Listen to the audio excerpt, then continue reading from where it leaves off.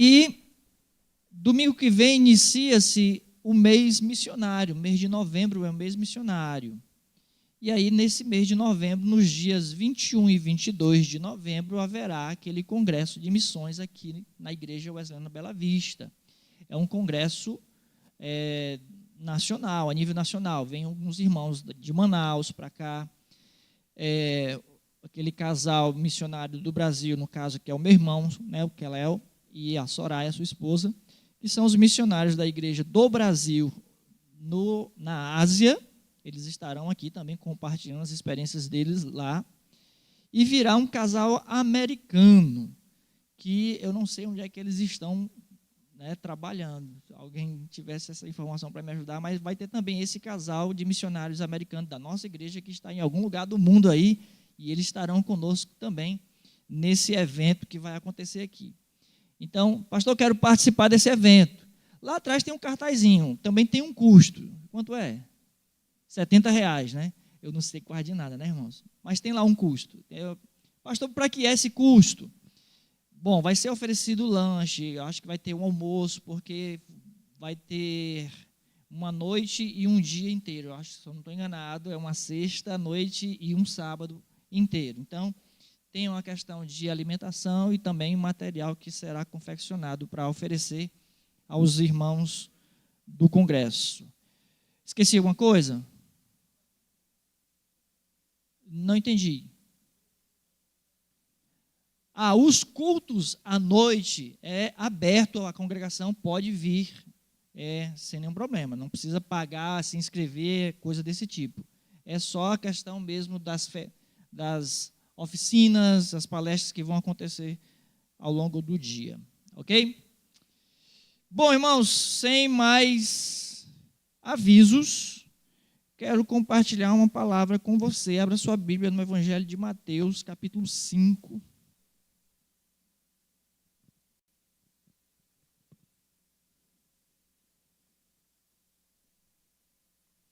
Evangelho de Mateus, capítulo 5. Nós vamos ler a partir do versículo 21 a 22. Aliás, 21 a 26, perdão.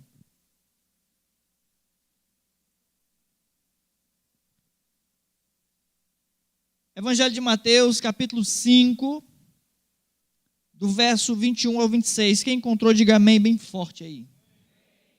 Então vamos lá, acompanhe comigo aí a leitura da palavra. Ouvistes que foi dito aos antigos: não matarás.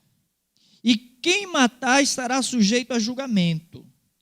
Eu, porém, vos digo que todo aquele que sem motivo se irá contra seu irmão estará sujeito a julgamento.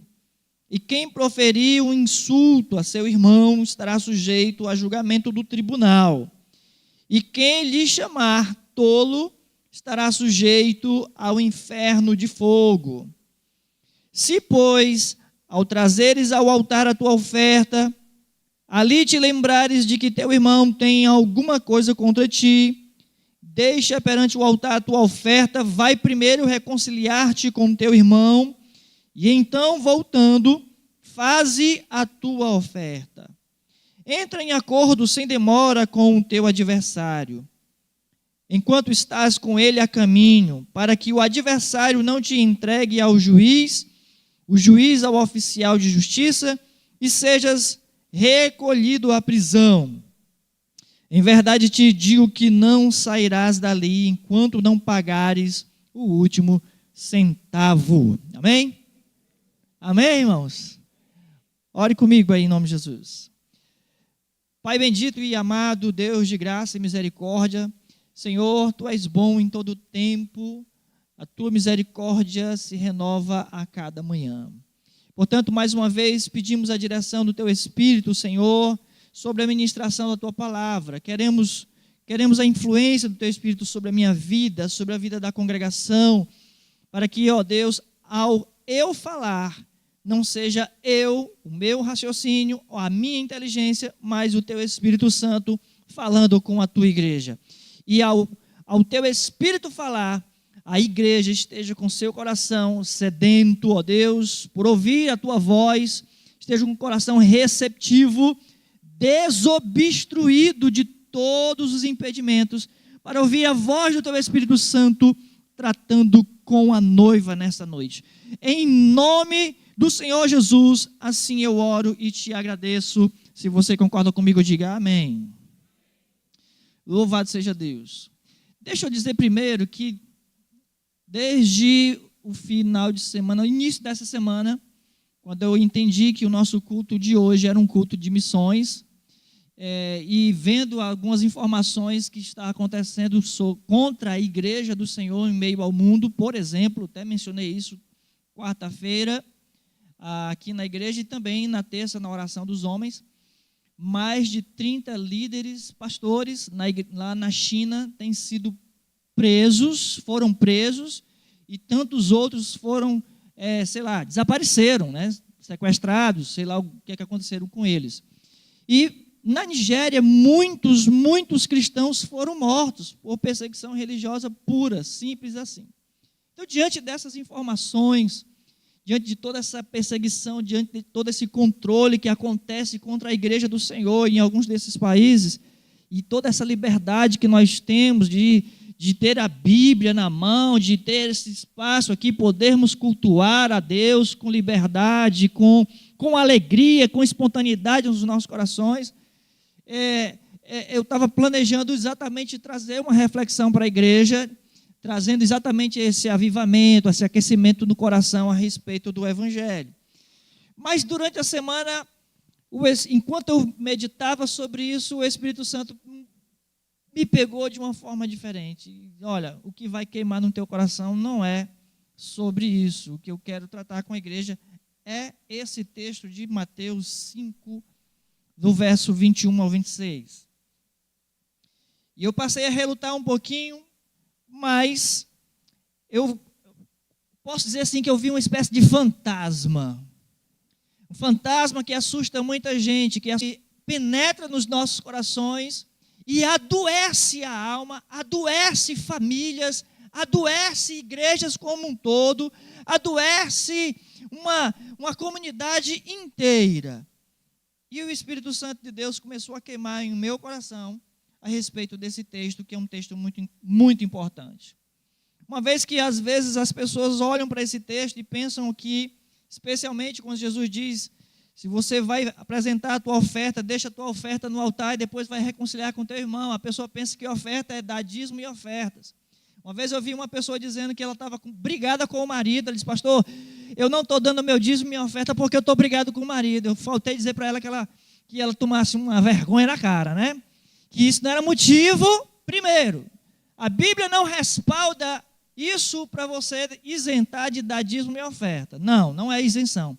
Mas, quando nós estamos falando de oferta, a oferta aqui especialmente era cultuar a Deus.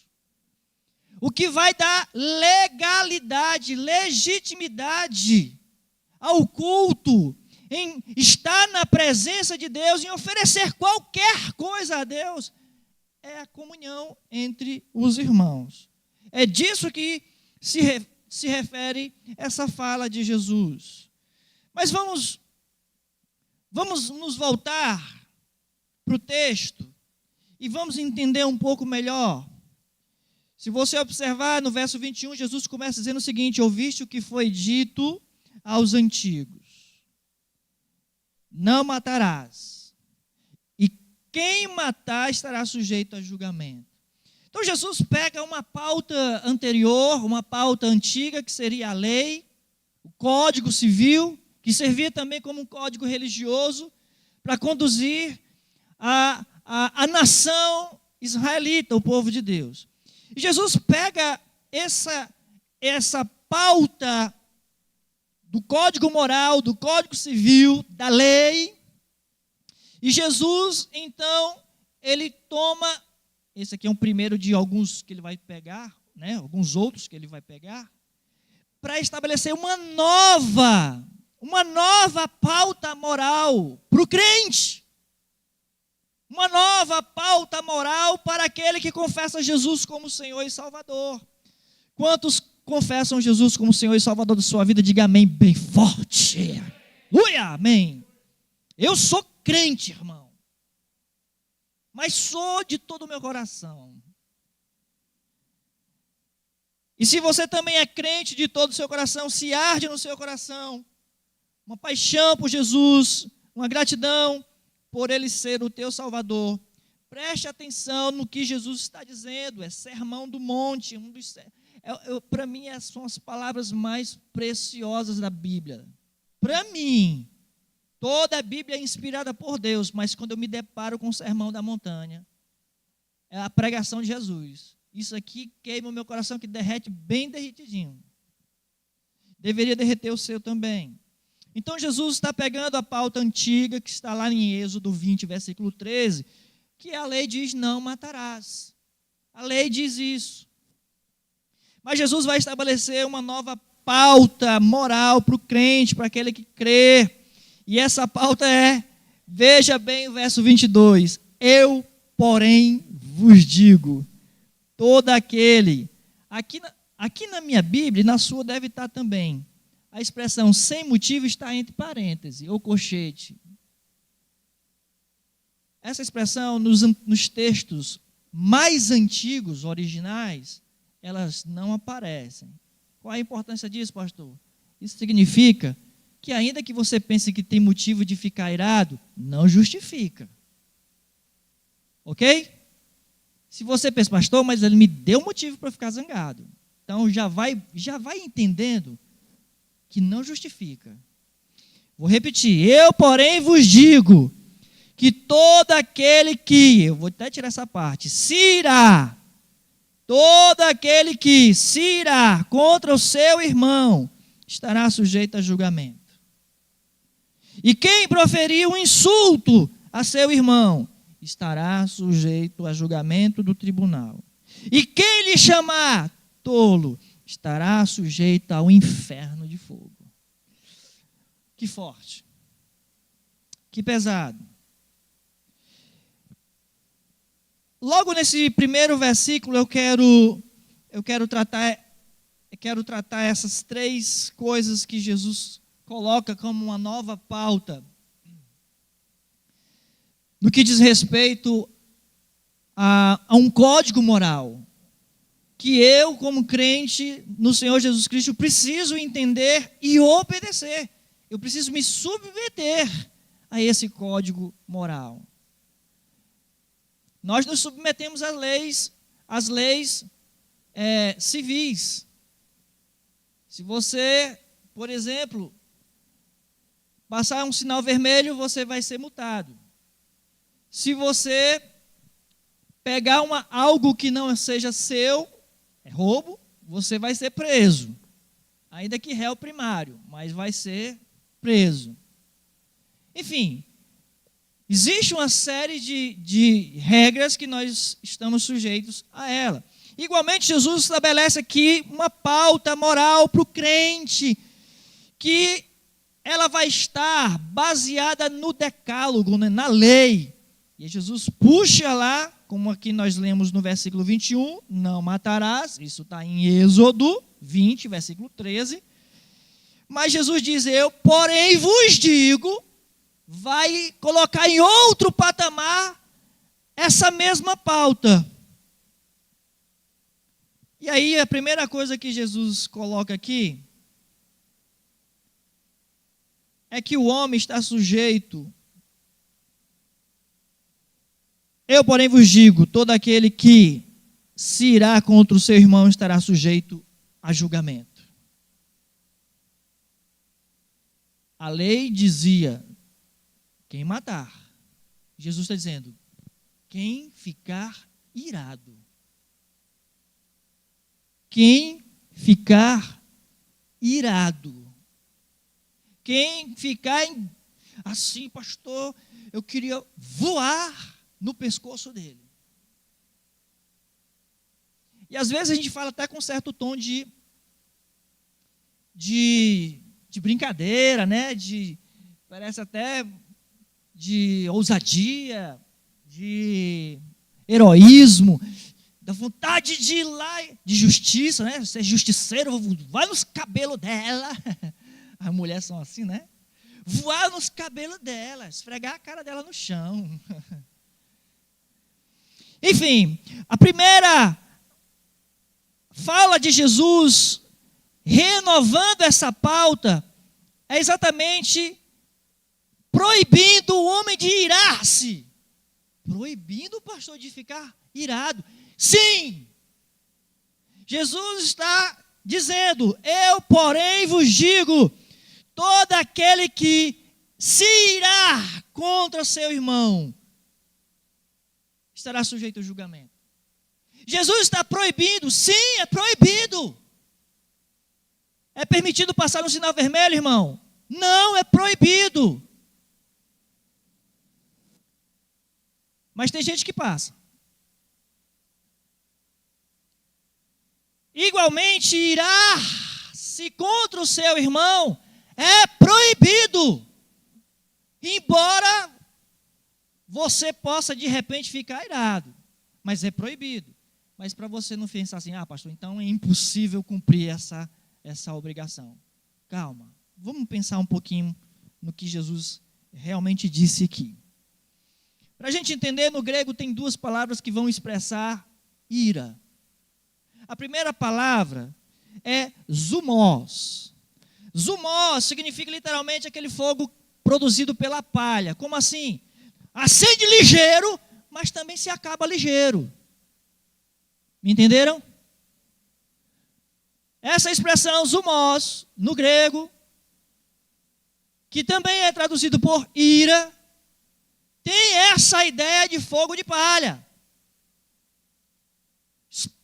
Ligeiro, mas também ligeiro se acaba. É o zangadinho, né? Pavio curto. Mas logo também se controla e diz: tá bom, mas está tudo bem. Beleza. Eu sou meio assim. Mas eu estou aprendendo a ser diferente. É uma ira que se inflama repentinamente, mas que com a mesma rapidez se acaba, se extingue. Mas uma outra expressão também no grego, e aí é a que Jesus usa aqui, é uma expressão chamada orgé. E essa expressão, ela trata de uma ira que ela dura mais tempo. É uma ira que ela praticamente vai sendo alimentada, cultivada. É a ira de quem odeia e seguirá odiando, sem permitir que a sua ira diminua. Eu desejo, eu quero estar com raiva, eu vou continuar com raiva. Eu olho para a pessoa e me dá mais raiva. E se eu ver aquela pessoa, eu não sei o que eu sou capaz de fazer. Me segura. Né? Estou derrubando coisa aqui embaixo. Me segura. É a palavra usada aqui por Jesus. Essa é a ira que merece julgamento. Essa é a ira que Jesus condena. Essa é a ira que Jesus proíbe. Lembra quando Paulo diz: irai-vos, mas não pequeis? Não se ponha o sol sobre a vossa ira. Alguns dizem o seguinte: meu irmão, você tem aí 24 horas para resolver esse problema, né? O sol está se pondo, o teu tempo está acabando, tem que resolver logo. Essa ira que Jesus usa, a palavra que Jesus usa aqui que vem traduzido para nós como ira, é exatamente esse tipo de ira que a pessoa parece que não quer que acabe, ela alimenta e dia após dia ela segue odiando. A Bíblia diz, e assim a Bíblia condena esse tipo de ira. Tiago, capítulo 1, versículo 20. E aí a mídia vai colocando.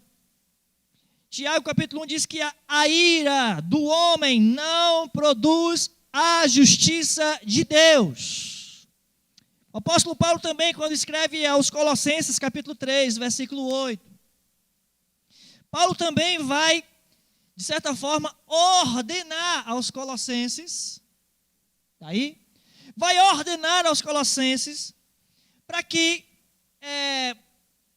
abandonem certas práticas, Agora, porém, despojai-vos, abandonar-se, despir, né? Lançar fora. Despojai-vos igualmente de tudo isto. E aí, 2 pontos. Tudo isto o quê? A primeira, ira.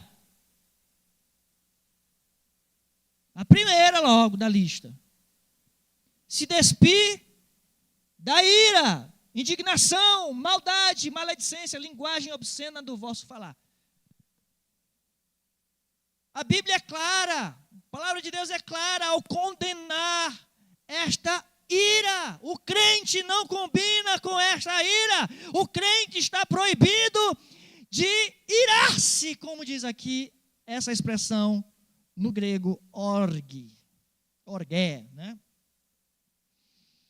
Até mesmo os pensadores pagãos, pessoas que não têm nenhum tipo de relacionamento com Deus, quando eu digo pagão, pode até ser mesmo os ateus, pensadores, filósofos, gente que pensa na vida, testas oleosas. Um sujeito, vou apenas pegar um deles, Cícero, um dos pensadores antigos da Grécia, disse o seguinte: com a ira, nada podia fazer-se inteligentemente nem de maneira justa. Ou seja, alguém irado não vai agir de forma inteligente e nunca vai agir de maneira justa, proporcional. Está irado. Às vezes circulam vídeos nos celulares por aí, nas redes sociais, de alguém que foi vítima de um assalto. E de repente o assaltante é surpreendido aí pelas vítimas e é rendido. A pessoa que estava ali a ponto de ser assaltada, tomada de ira, espanca o outro até a morte.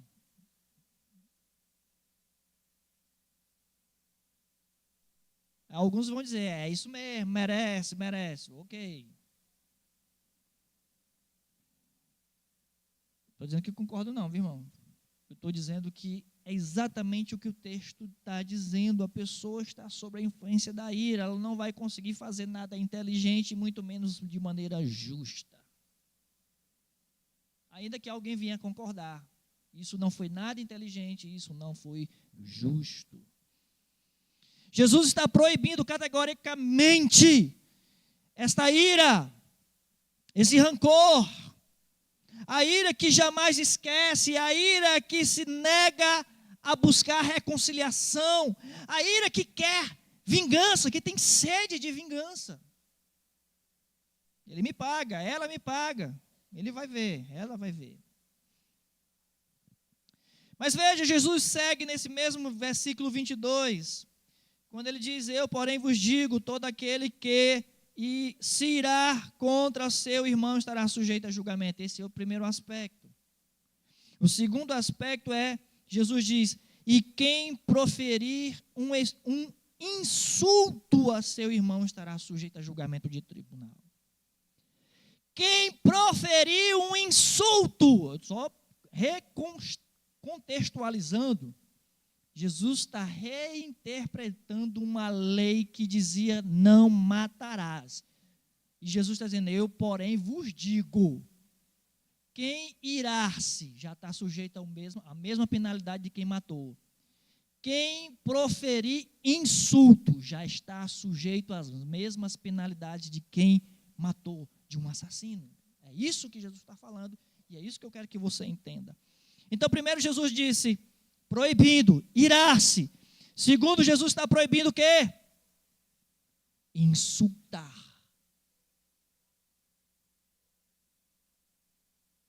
Eu, porém, vos digo que todo aquele que se irar contra o seu irmão estará sujeito a julgamento. Segundo, e quem proferir um insulto a seu irmão estará sujeito a julgamento do tribunal. Sabe quando a gente vê aqueles meninozinhos na escola, rapaz, fulano gosta de insultar, né? Aqueles abençoadinhos. Fulaninho gosta de insultar. Esses bichinhos que gostam de insultar sempre estão envolvidos numa confusão, né, irmãos? Cabe o crente estar envolvido em confusão, irmãos? Para nós entendermos melhor essa segunda proibição de Jesus, quando Jesus diz que eu, porém, vos digo, quem proferir um insulto a seu irmão estará sujeito a julgamento do tribunal. A palavra aqui, insulto, é uma expressão chamada raca. Talvez até na sua Bíblia tenha escrito essa expressão aí, porque ela é uma expressão difícil de traduzir. Talvez na sua Bíblia está exatamente essa palavra, raca. Chamar o irmão de raca. Pastor, o que é raca? Vamos tentar entender um pouco melhor. Mas é um insulto, é insultar. Teoricamente, a expressão raca, ela pode ser traduzida por tolo, pode ser traduzida por nécio, mas ela literalmente significa vazio. Algumas pessoas chegaram a dizer que poderia ser um cabeça de vento. Olhar para o outro e dizer, cabeça vazia, cabeça de vento. Não tem nada na cabeça esse menino.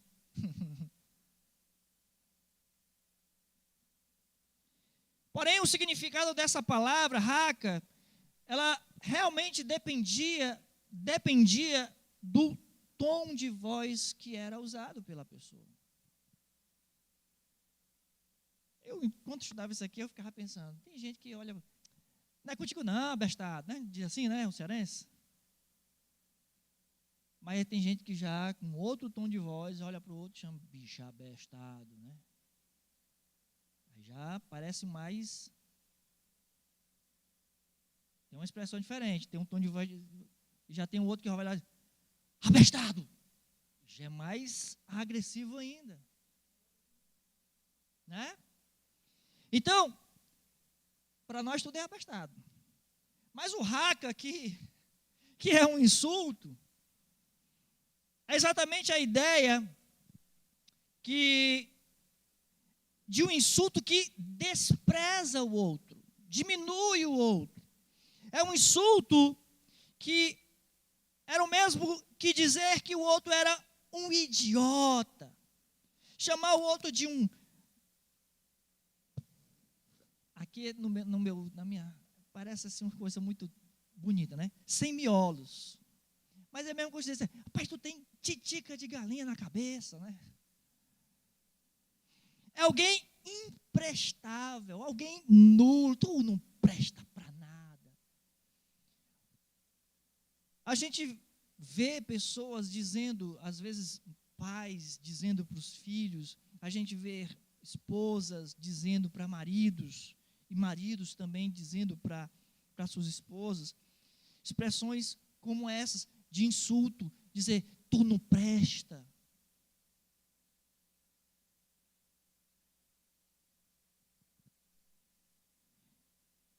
Esse insulto de desprezo, ele também é um insulto que revela um tipo de arrogância. É como que você está desprezando o outro, colocando ela em uma situação inferior à sua. Você, na verdade, está se colocando numa situação superior.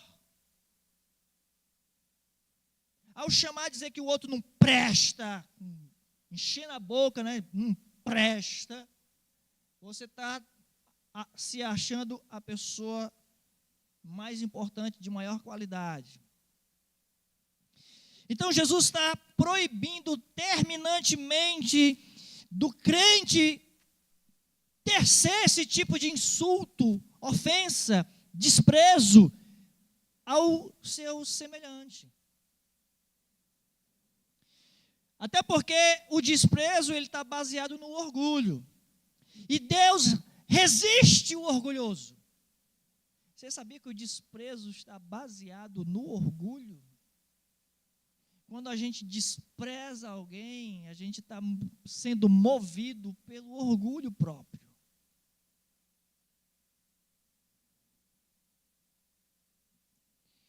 Alguém disse o seguinte: não podemos olhar depreciativamente a uma outra pessoa por quem Cristo morreu.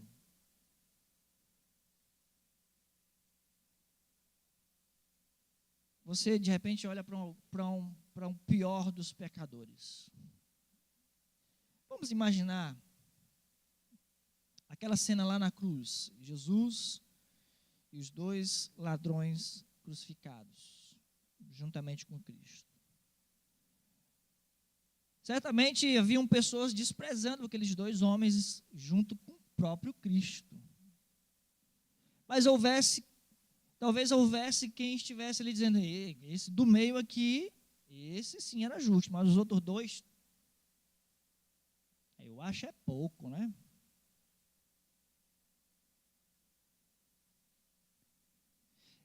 É por isso que o crente precisa ter cuidado. Eu sei que a gente está vivendo um momento tão delicado no que diz respeito à segurança pública, e você vai sendo tomado por uma indignação da violência, do assalto, e você de repente é tentado a concordar com aquela expressão, bandido bom é bandido morto, né? Você acaba tendo desejo de concordar com isso.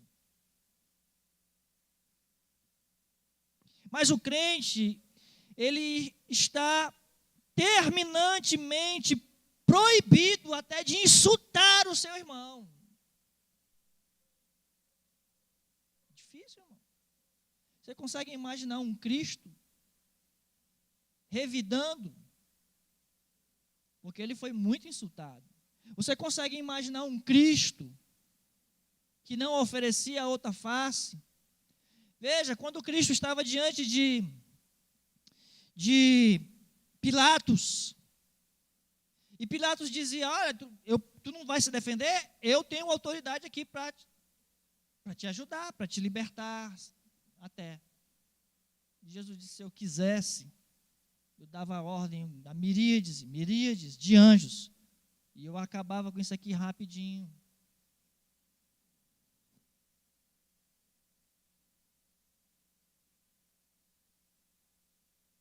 Então o crente não pode olhar depreciativamente a ninguém, porque Cristo morreu por todos. Você não sabe quem é que vai se converter.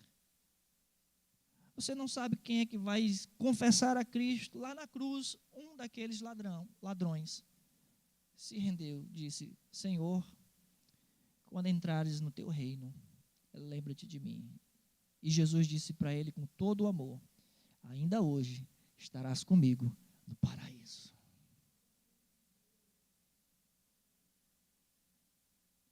O ser humano poderia estar ali indignado com aquilo ali. Mas não era o que estava no coração de Deus.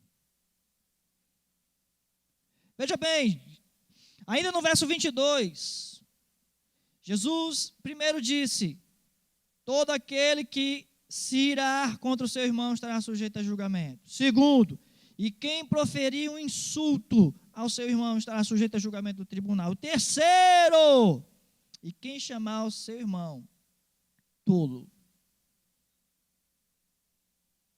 abestado, estará sujeito ao inferno.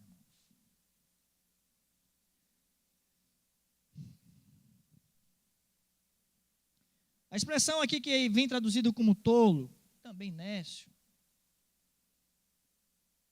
é moros. Mas essa tolice aqui é uma tolice moral. Deixa eu explicar para você. Coloca o Salmo 14, versículo 1.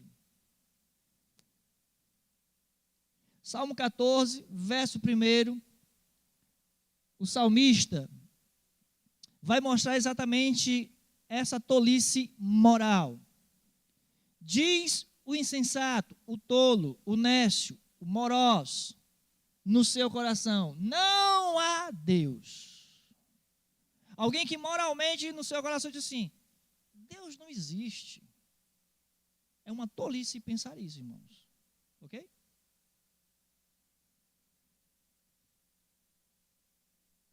Não há Deus. Corrompem-se e praticam abominação, já não há quem faça o bem. Para você entender um pouco melhor, a ideia aqui é de que uma pessoa está vivendo um retardo moral, não mental. Um retardo moral. O homem que vive de uma maneira imoral e que no seu coração ele deseja que Deus não existisse, ele deseja que Deus não se ire contra ele. Pastor, o senhor acabou de dizer que Deus se ira. A ira de Deus é diferente. A ira de Deus, dentro do que a gente chama de atributos divinos, coisas que só Deus pode fazer. A ira de Deus, ela é balanceada pela sua justiça, que é balanceada pela sua onisciência, que é balanceada pela sua santidade. Então ele pode todas as coisas. Enfim, fecha o parênteses aí. Esse insulto aqui é exatamente aquela pessoa, o cearense gosta daquela expressão, se faz de doido, é? Conhece, né? Se faz de doido. E não é a ideia de você estar falando para o outro, ei, se faz de doido, que é o pecado em si, né? Mas é você se fazer de tolo, dessa imoralidade no que diz respeito a não compreender ou não é uma incredulidade, não. Você sabe que no fundo vem o juízo, no fundo vem a consequência. Mas no seu coração você está desejando que não vai acontecer. Não vai acontecer. É como que alguém está ali manchando a reputação do outro. É como que alguém está ali manchando o caráter moral da outra pessoa, desqualificando a outra pessoa, dissipando a honra da outra pessoa, rotulando a outra pessoa. Como assim, pastor? Agora eu não entendi nada. É você dizer, fulano de tal é assim, assim e assim. Você começar a rotular a outra pessoa. Aí é onde está o pecado. É você manchar a imagem do outro. É exatamente o retardo moral. Você dizer, fulano é retardado moralmente. Para outras pessoas. Rotulando. Trazendo preconceito. E Jesus diz que aquele que pratica esse tipo de insulto, que faz esses rótulos a outras pessoas, esse tipo de pessoa estará sujeito, quem pratica esse insulto estará sujeito a um juízo terrível. Qual é? Fogo, inferno de fogo, ou o fogo do Geena. Pastor, o que é o Geena? Tinha um lugar chamado Vale de Rinom. Nesse lugar, lá no Velho Testamento, anos e anos anterior a Cristo, era um lugar onde se praticava sacrifícios humanos. Sacrificavam crianças a Moloque, um deus, lá dentre aqueles habitantes daquela região. E eles sacrificavam queimando no fogo as crianças. As pessoas continuam fazendo uma reflexão de que ainda hoje o aborto ele é um retrato de culto a Moloque. E eu não duvido que seja. Ou que não seja.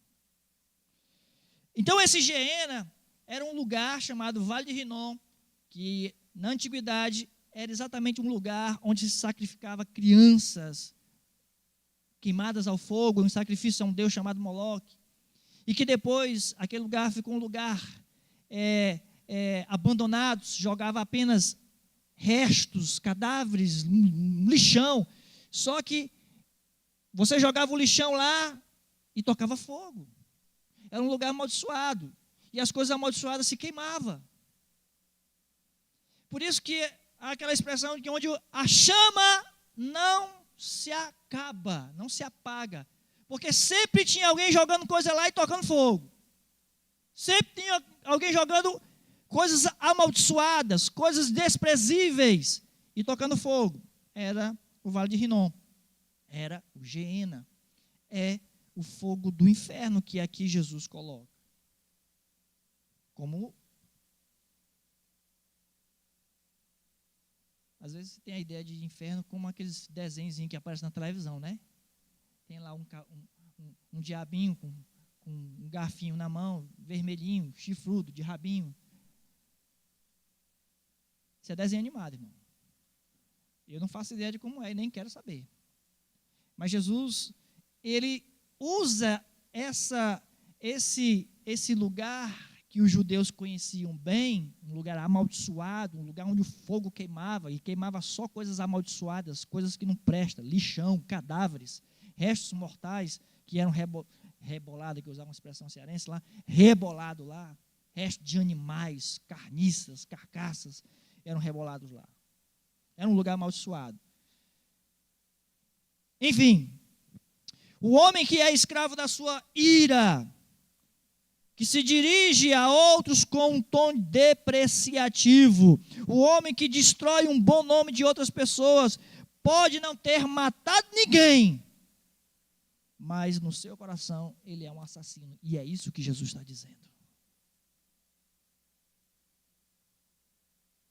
E é exatamente isso que Jesus está dizendo quando a gente perde a sensibilidade.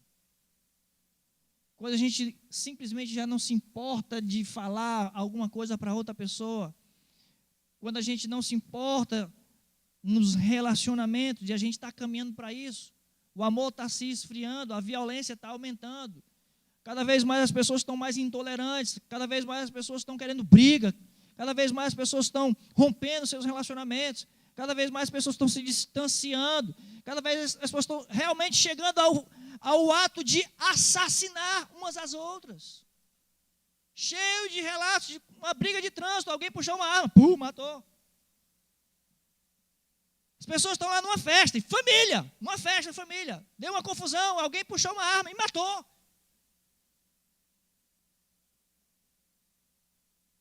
Jesus está indo lá na raiz do problema. Qual é a raiz do problema? A ira.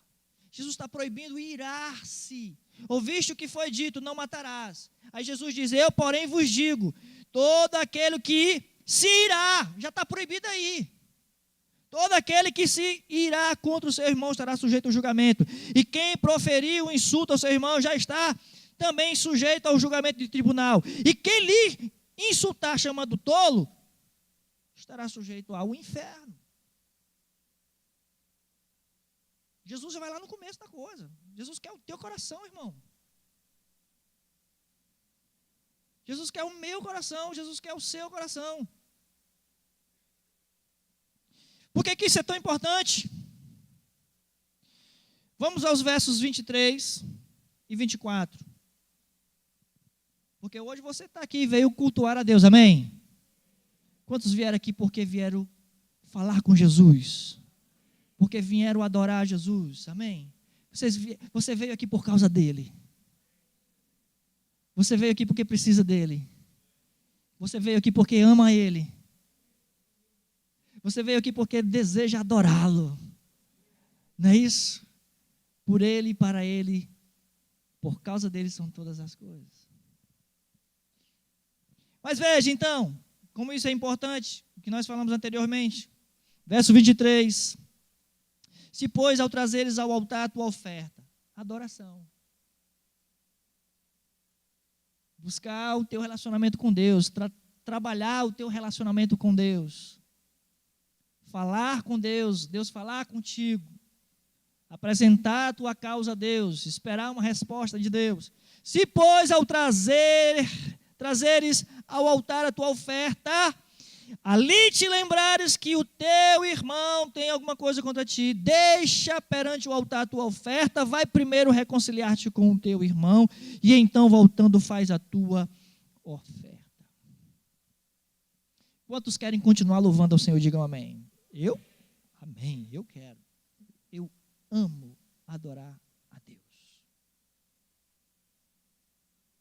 E eu não quero nenhum impedimento na minha adoração a Deus. Eu não quero cansaço, eu não quero preguiça, sono.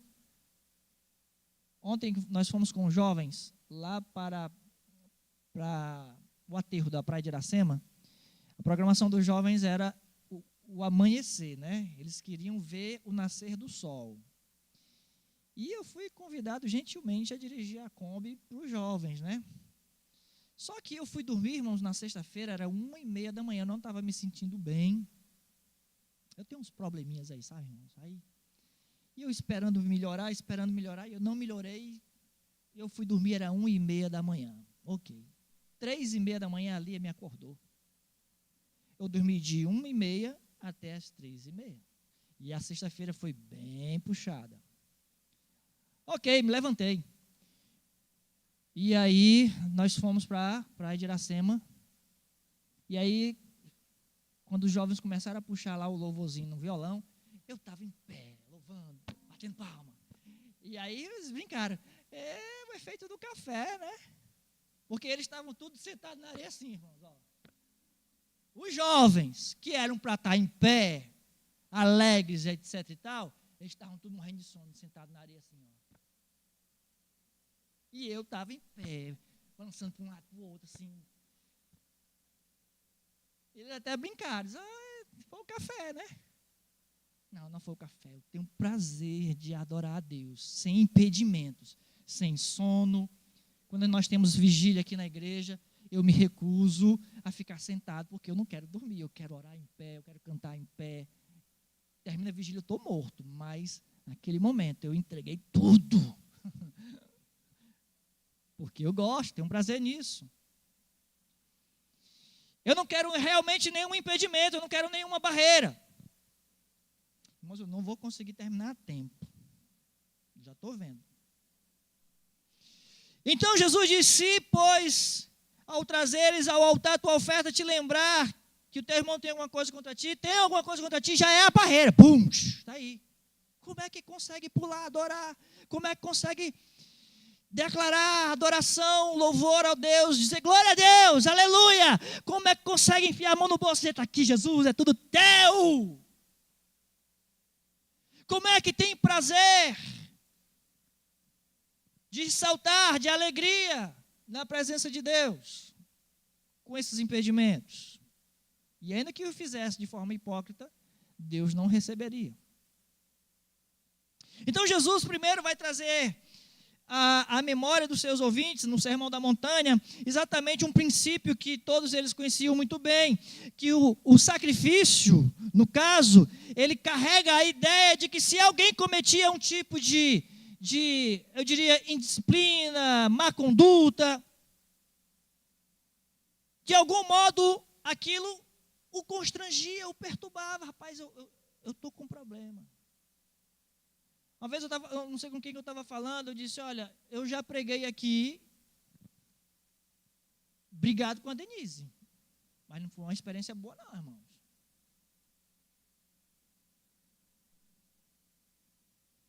Quando eu digo brigar, assim, a comunhão não foi quebrada, a gente só discordou de alguma coisa, e ela estava com raiva de mim, e eu estava com raiva dela, e era dia de culto. O que eu ia fazer? Tinha que pregar. É ruim, irmão. É muito ruim. E eu me apresso logo, amor, vamos resolver isso aqui, porque não dá para mim chegar lá, cantar, pregar, não consigo, não dá, irmão, não dá. Não é bom. Já aconteceu uma vez ou outra, já, estou confessando para os irmãos, já aconteceu. E é horrível. Horrível, não sei como é que alguém consegue. Não sei. E Jesus está dizendo exatamente aqui que esse sacrifício, essa adoração, tem a ideia de que quando alguém faz alguma coisa ruim, ele realmente, de alguma forma, se sente perturbado a sua relação com Deus. E o sacrifício, de certa forma, ele também é uma oferta para corrigir essa perturbação. Você está me entendendo? Você vai ofertar a Deus, vai sacrificar a Deus porque você quer corrigir aquele pecado, aquela má conduta, aquela situação desconfortável, você quer corrigir. Só que para corrigir aquela situação, primeiro tem que ter arrependimento e reparação. Isso na cultura do judeu. A lei determinava, se você defraudou alguém, restitui 4 vezes mais. Lembra quando Zaqueu, ouvindo a mensagem de Jesus, ele se arrependeu e disse, eu vou dar metade do que eu tenho aos pobres, e se eu defraudei alguém, ou seja, se eu roubei de alguém, eu vou devolver, ou seja, vou reparar, vou restituir 4 vezes mais. Porque era a maneira de demonstrar arrependimento, era reparando a situação. É exatamente a ideia que vem ali carregada no sacrifício. É alguém que quer se ajeitar com Deus, e para se ajeitar com Deus é preciso arrependimento e reparação, retratação. Aí o texto é bem claro, Jesus diz, se pois te lembrares, você está indo lá para o altar, levar a tua oferta, você quer se ajeitar com Deus, e ali te lembrares que o teu irmão tem alguma coisa contra ti, deixa a tua oferta aí, vai te ajeitar. Ou seja, repara primeiro, depois tu vem aqui e se ajeita comigo. É o que Deus está dizendo.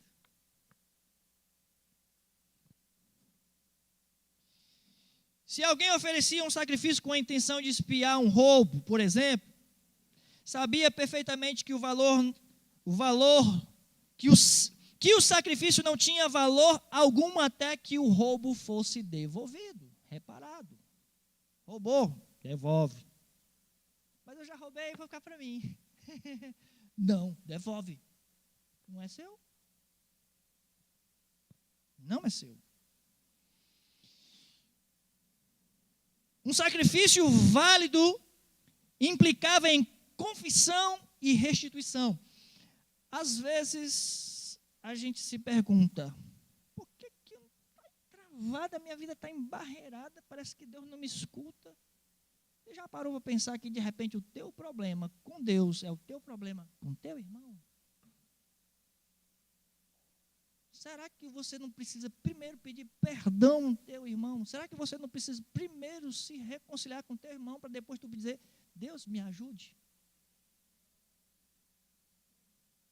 Eu estou querendo te ajudar, irmão. Deus está querendo te abençoar. Deus está querendo realmente abrir os céus sobre a tua vida, sobre a tua casa, sobre a tua família. Mas enquanto você estiver ali com ranço, tem gente que tem assim um ranço do outro, né? Ai, pastor, não fale de fulano, não. Dá logo azia. Será que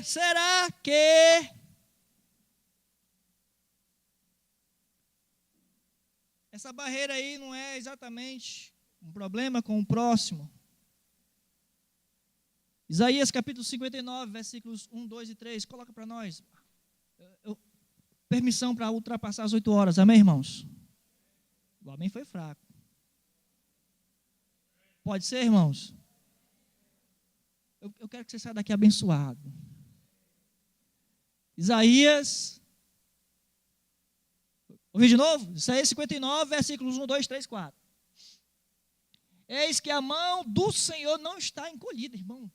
A mão de Deus não está encolhida, não.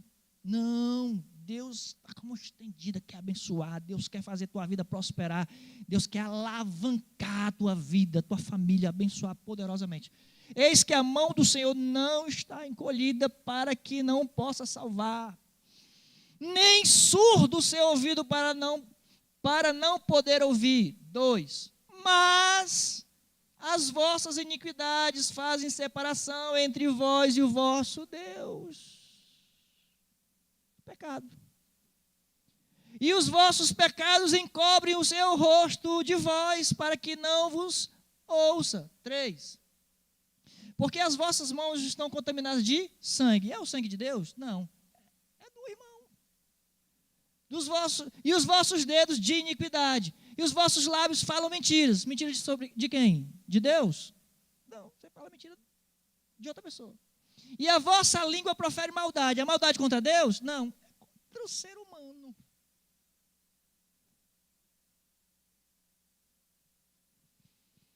Sabe o que Jesus então diz logo em seguida, lá no verso 25, voltando lá para o nosso texto? Jesus diz assim: entra em acordo sem demora com o teu adversário. Vai depressa e entra em acordo com o teu adversário, enquanto estás com ele a caminho, na caminhada. Para você entender, a caminhada é muito normal as pessoas saírem das suas localidades em direção a Jerusalém.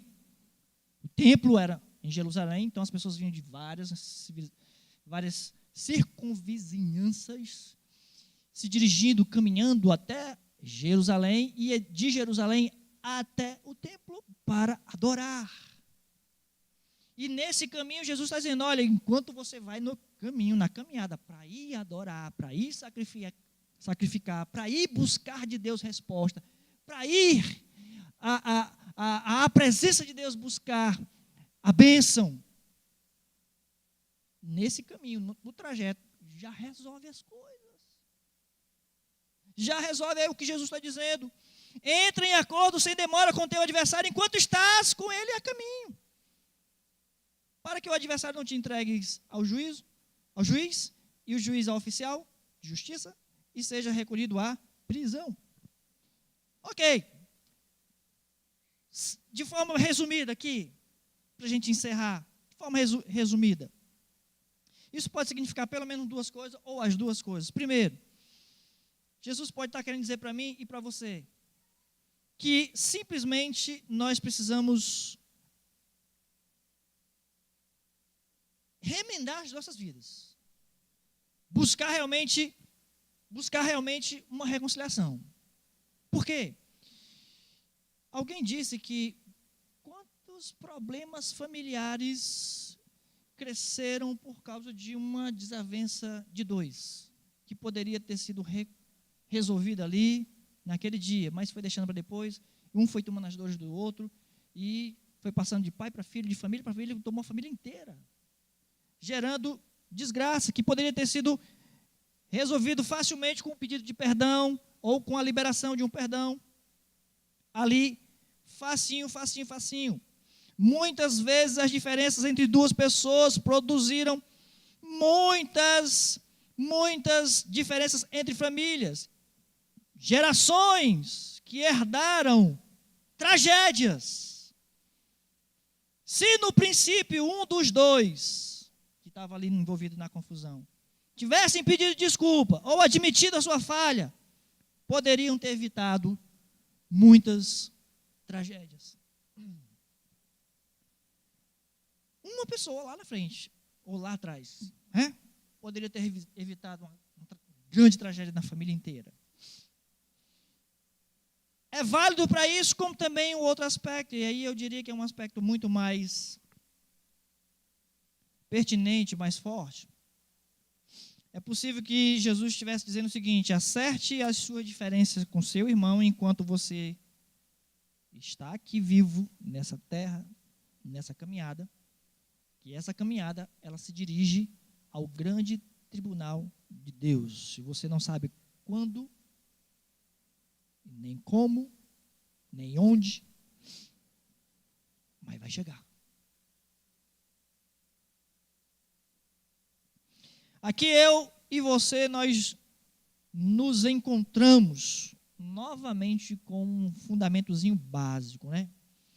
Ninguém pode estar de boa com Deus, estar de boa relação com Deus, a menos que esteja também de boa relação com o seu semelhante. Eu e você devemos viver a vida, irmãos, de uma maneira que, ao chegar no final, lá no final das nossas vidas, estejamos em paz com todos. E assim em paz com Deus. Hebreus 12, 14. Hebreus 12, 14. Hebreus 12, 14. Segui a paz com todos. Segui a paz com todos e a santificação, sem a qual ninguém verá o Senhor. Segui a paz com todos. Não é com alguns, não. Com todos. Pastor, mas tem gente que é complicado. Romanos 12, 18. Se possível, quanto depender de você, tenha paz com todos os homens. Está dependendo de você? Se depender de mim, nós estamos bem, irmãos, tá bom? Fique de pé em nome de Jesus. Se depender de mim, você vai para o céu, irmão.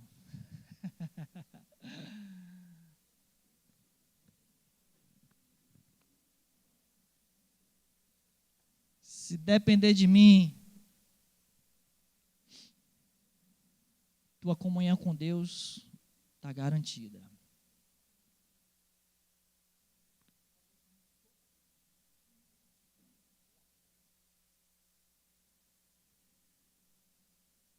Igualmente eu digo a você, que depender de você, irmão, que depender de você, queira paz. Ó, está proibido ira, está proibido a ira.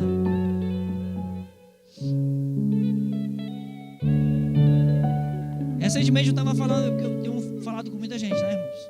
Mas eu falei para alguém que é o meu ponto fraco. Sabe, o diabo não vai me derrubar com tentações de bebida, né? Dinheiro, coisas desse tipo. O diabo não vai me derrubar. Mas tem uma coisa que eu sei que eu sou muito fraco, é o meu temperamento. Eu me zango muito fácil.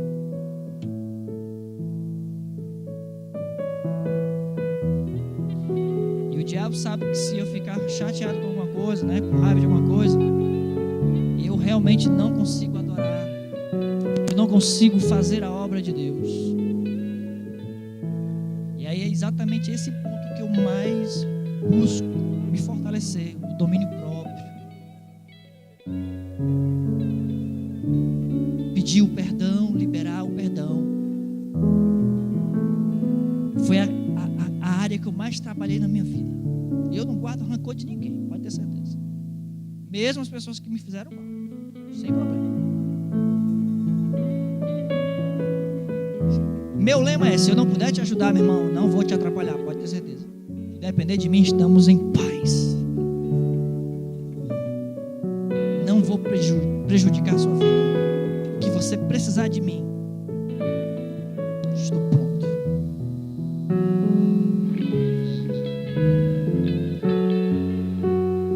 Zero negócio de guardar rancor, né? Mágoa. Estamos proibidos. Jesus nos proibiu. Zero rancor. Eu fico com raiva da Denise, mas eu não consigo passar, acho que não passa 20 minutos, irmãos. Eu tenho raiva dos meus filhos, mas dura pouco.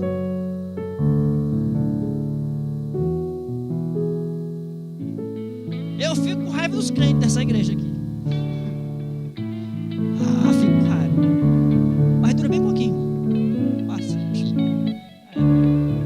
Bem, Ricardo.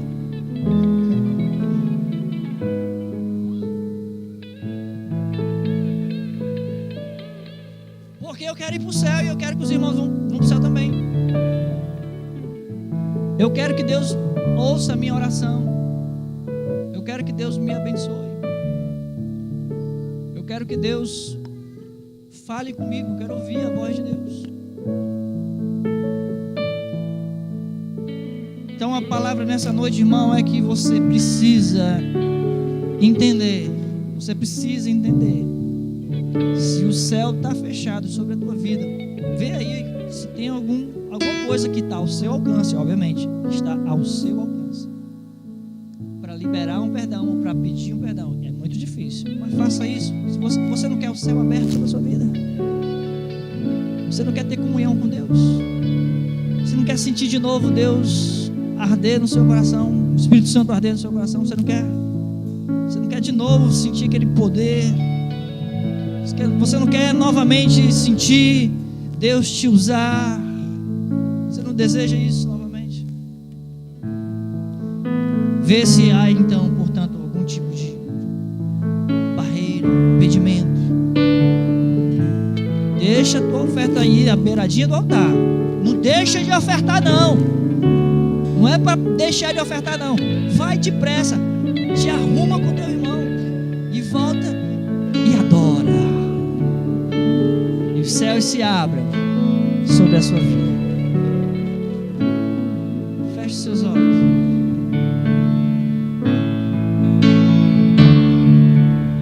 Recebi um novo coração do Pai.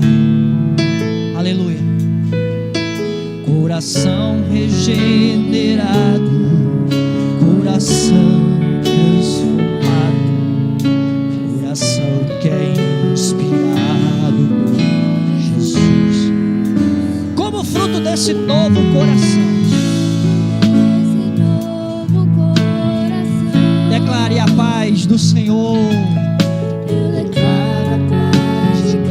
Eu te abençoo.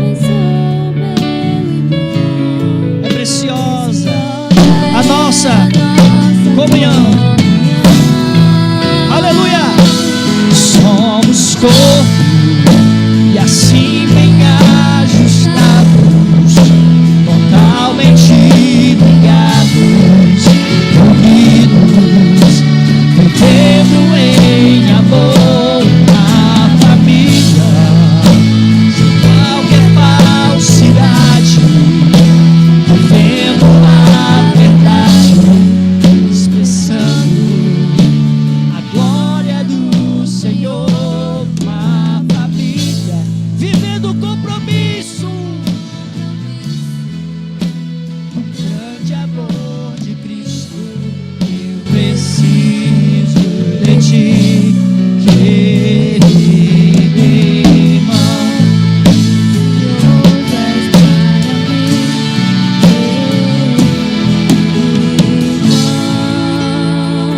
Feche seus olhos em nome de Jesus. Deus de graça e misericórdia, obrigado, Senhor, pela tua palavra. Obrigado, Senhor, por este culto, por este ajuntamento, por esta assembleia na tua presença. Obrigado pelo mover do teu Espírito Santo no nosso meio, Senhor, quebrantando os nossos corações, trazendo cura às almas, trazendo refrigério, trazendo, ó Deus, aos nossos corações renovo, às nossas vidas, trazendo vida, vivificando o teu Espírito em nós, caindo por terra, lançando por terra nessa noite, Senhor Deus, toda mágoa, toda tristeza, todo rancor, toda ira, toda discórdia, todo plano forjado do inimigo seja destruído agora em nome de Jesus. Deus, faz transbordar o teu santo amor em nossos corações. Faz transbordar em nossos corações o poder do Evangelho, o poder do perdão, o poder de perdoar, o poder da reconciliação, o ministério da reconciliação, o poder de abençoar. Ó Senhor, venha a tua unção sobre a tua igreja, sobre cada um de nós, a unção do Senhor para liberar palavras palavras de bênção uns pelos outros. Vem ungir, Senhor Deus, os nossos lábios para abençoar. Transborda o nosso coração para amar. Amar incondicionalmente. Transborda as nossas vidas para que sejamos um rio que flui, uma fonte de água viva. Do nosso interior possa fluir palavras de bênção, palavras de cura, palavra de reconciliação, palavra de salvação, palavra de libertação. Em nome de Jesus, faz de cada um de nós um agente do poder do Evangelho, do poder de Deus, do poder regenerador, do poder resgatador, do poder que cura, do poder que liberta, do poder que sara, do poder que salva. Usa-nos, Senhor. Usa-nos, Senhor, em nome de Jesus. Que ao sairmos por aquelas portas, Senhor, nenhuma pendência permaneça de pé. Nenhuma pendência permaneça de pé, Senhor. Que o inimigo fuja, seja confundido e fuja.